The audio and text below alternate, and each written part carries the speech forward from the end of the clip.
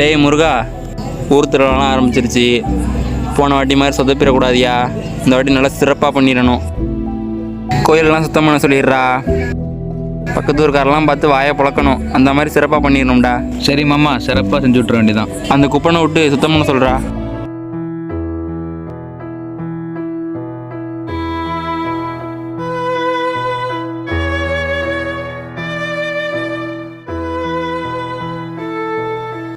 இல்லையாண்டி, நல்லா இருக்கியா? நல்லா இருக்கேன். நீங்கள் எப்படியா இருக்கீங்க? நல்லா இருக்கேன்ப்பா. தம்பி யாரு? என் பிள்ளை தான்யா. கோயிலில் சுத்தம் பண்ணுவோம், வரியாப்பா? சரிங்கய்யா. சரி வாப்பா முனியாண்டு. சரிங்க, வாப்பா போங்க.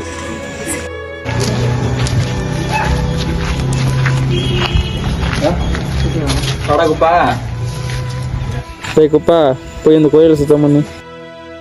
பில்லெல்லாம் முளைச்சிருக்கு, அதெல்லாம் வச்சு செதுக்கிடு. கல்லெல்லாம் அள்ளி போட்டுரு. அப்போதான் காவடி போடுறதுக்கு கூட்டம் வரதுக்கும் சௌரியமாக இருக்கும். சரிங்க, சுத்தம் பண்ணிடுறேங்க. சரிங்க.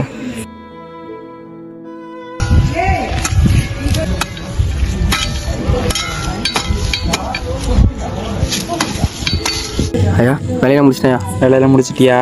சரி. யார் அது? என் பையன் தான்யா. என்ன பண்ணுறான்? பள்ளிக்கூடம் முடிச்சு காலம் 2வது வருஷம் படிக்கிறேன்யா.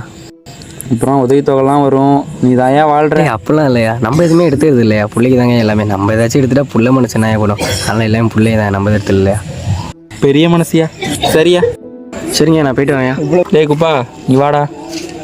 இந்தா இதை வச்சுக்க. ஐயா, காலையிலேருந்து வேலை பார்த்துட்டு இருக்கேன்யா. லே, உனக்கு அவ்வளோதான்ப்பா. சரிங்க, வாடா தம்பி. நீ ஏன்ப்பா இவங்களுக்காண்டிலாம் வேலை பார்த்துட்டு இருக்க? இதெல்லாம் நமக்கு தேவையாப்பா? நம்ம பொழப்ப படிப்பா, அப்படியே வந்து நம்மளாம் பழகிட்டோம். இதெல்லாம் நீ இந்தாப்பா மாற்றணும்.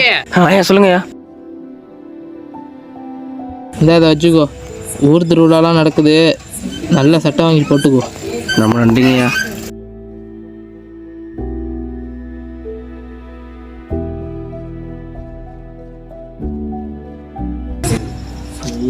கடவுளே, எல்லாம் நல்லா வச்சுக்கப்பா.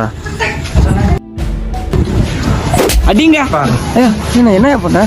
வெள்ளா வாடா. விடுங்கய்யா, வெள்ளா வாடா. விடுங்கய்யா. ஐயா விடுங்க.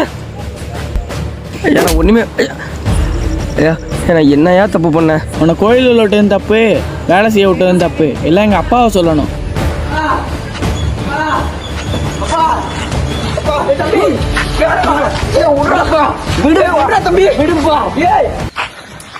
ஏன் ஜாதி ஜாதியில் இப்படி பித்து பிடிச்சி அழகுறீங்க? எங்கள் அப்பா கோயிலுக்குள்ளே வந்ததில் என்னையா தப்பு இருக்குது? உங்களுக்கு வேலை செஞ்சு கொடுத்தா சொகுசாக இருக்குது, அதே நாங்கள் கோயிலுக்குள்ளே வந்தால் கசப்பாக இருக்கும்.